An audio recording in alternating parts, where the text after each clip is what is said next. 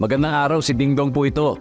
Tagbagyo na naman, kaya tara samahan niyo akong i-remind ang mga kababayan nating magsasaka at mangingisda. Say aha. A for ani.